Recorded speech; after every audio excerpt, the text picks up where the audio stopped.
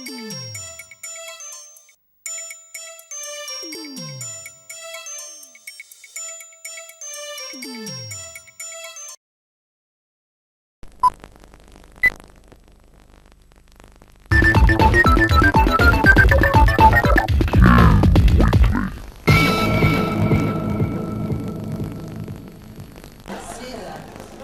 green is a few seasons ago, isn't it? I'm so thrilled. My daughter Liza Minnelli was married for 3 seconds. I was just finishing gluing in the wedding photos in the scrapbook, and I got to the end, and it was time to rip them out again. Hi, I'm Vic Perri, and here I am in sunny St Kilda, and I'm talking to the gorgeous Paul Capsis. How are you, Paul? I'm fine. Vic, how are you?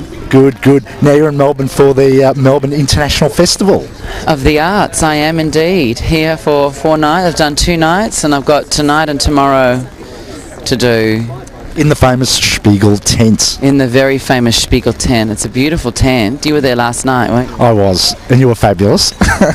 And we just had a couple of people over before saying how wonderful you are. Yeah, it was nice. A guy from the table over there came over. It's a beautiful venue. It's gorgeous. And is this your first time in the festival? No, it's my second. I was here last year. I just came back from the Edinburgh Festival, but I was here last year.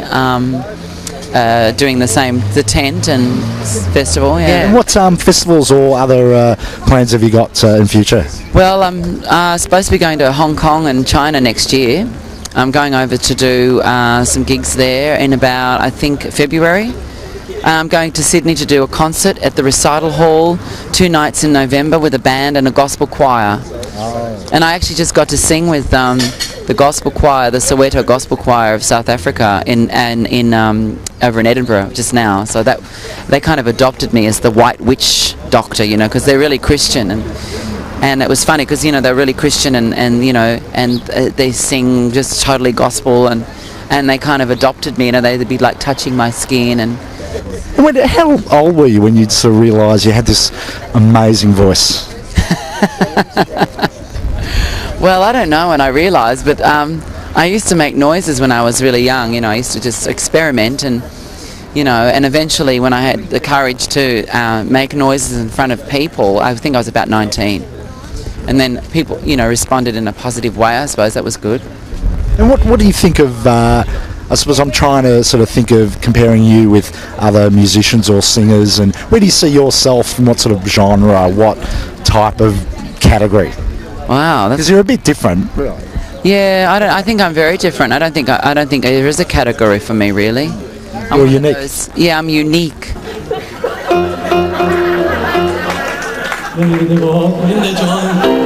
I can see you on the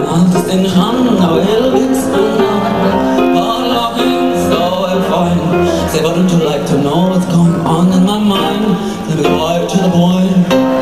I'll pop my cover there, and then I see, hey, big spinner, spend a little time with me.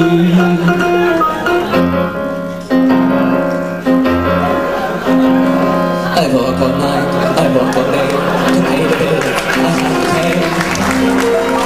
That's too sad. And still there never seems to be one single penny left for me.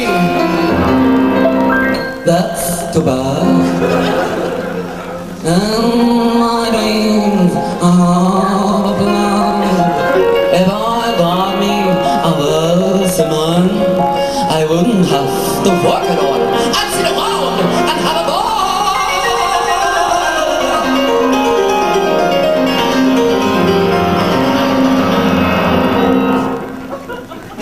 There's something I've always found interesting, a question that's been going on in my mind, because I've seen you for a few years now, and when I look at you and compare you to other musicians, other artists, I just wonder why you aren't bigger than you are now. I mean, you should be international. I don't understand.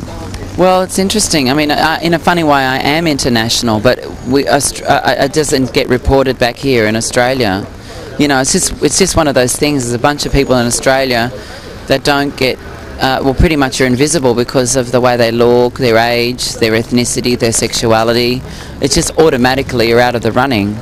That's sort of how it is. So you find your sort of the way, your image and your background, that's a bit of a barrier? Totally. So you reckon it's a white Yeah. sort of waspy sort of world out there? Yeah, totally, absolutely. I mean, you don't even have to guess. You just have to turn on the TV and you see that. You know, it's you can see who's running the show. You know, and you can also you also realise that there's a lot of people who are not being spoken to. I think really in a lot of ways, they're being kind of ignored. And I mean that's what's wonderful about Bent TV. It's that you're actually addressing a group in the community, a huge section. And I mean the good thing about me is that I don't let all those things get in the way. I mean I've kept persisting, and I keep performing, and I keep doing all these things, films and television and live performance. I mean I was in Vienna. I've been to Vienna twice. I had a cult hit show there.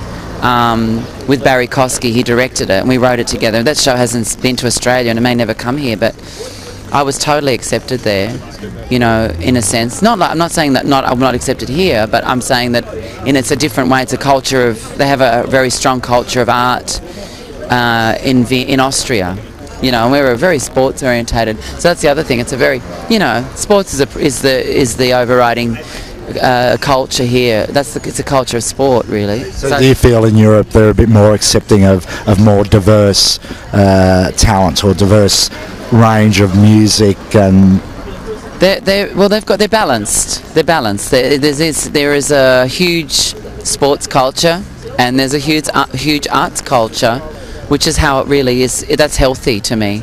I don't think it's healthy when you don't have a strong arts culture like we have here. I mean, the government we've got now just couldn't care. In fact, they want to sell our culture down the toilet with free trade. They were like, our culture doesn't mean anything to us. Well, that's interesting. I was going to ask you about that too. Your opinion on that. Do you feel with the free trade agreement that it is going to be or have a negative impact on the music industry in Australia? On everything, all our arts, all our culture, all our cultural television, film will probably suffer the most, and certainly television, like Australian-made television. Like at the moment, there is a so-called quota that we have to do, and why does it have to do? Why Americans don't look for Australian content? They've got 90% of their own culture that they're embracing. So why can't we do what they do? And why should we take more of them? I don't know about you, but I grew up on American culture. I didn't know any much about Australian culture. I just knew about the Brady Bunch and Disneyland, I didn't really know much about Aboriginality or, our original culture. I didn't know anything about it until I actually met Aboriginals and worked with them in theatre.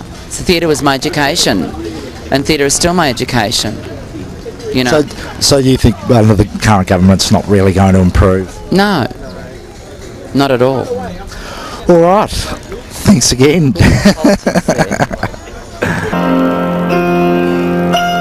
Money makes the world go on, go on, go on. Money makes the world go on. Oh, that bell is sure. Oh, money, money, money, money, money, money, money. Get a little, money, money, money. I'm back again. I'm back at a pound. Clinking, clanging, clanging, down. So it makes the bed come on. Makes the bed go on. What do you think of Q Weekly? Is there anything you'd like to see on the show? Please drop us a line with any feedback to q_weekly@yahoo.com.au.